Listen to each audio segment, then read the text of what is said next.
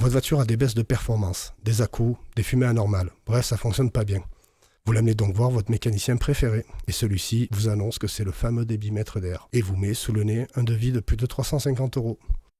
Alors rassurez-vous tout de suite, il est très simple de réduire considérablement cette facture. Pour commencer, un débitmètre d'air, c'est quoi ?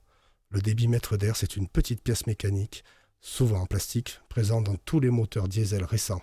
Celle-ci est fixée sur l'admission d'air. Elle a pour rôle de mesurer la quantité d'air qui rentre dans cette admission d'air, afin de transmettre ces informations au calculateur pour que celui-ci puisse doser les proportions air-carburant essentielles au bon fonctionnement du moteur. Le débitmètre fonctionne grâce à des résistances électriques. Le calculateur fait chauffer ces résistances.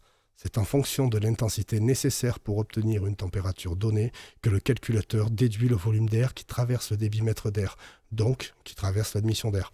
C'est donc en fait une résistance à la chauffe due à l'air passant sur ces résistances que le calculateur connaît le volume d'air et peut ainsi réguler les proportions air-carburant.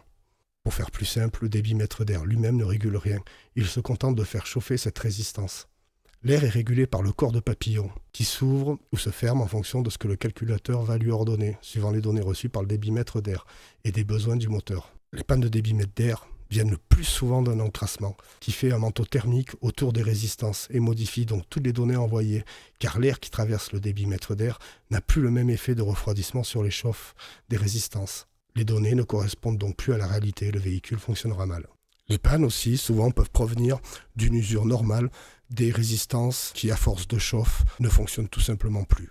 Changer un débitmètre d'air est une opération très simple, même pour un novice en mécanique. Elle ne prend que quelques minutes et un outillage simple. En général, un tournevis plat, un tournevis cruciforme, voire un tournevis Torx.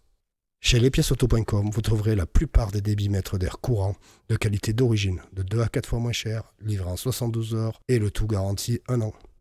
Vous pouvez nous retrouver sur www.lespiècesauto.com. Nous restons bien entendu à votre disposition si vous avez d'autres questions.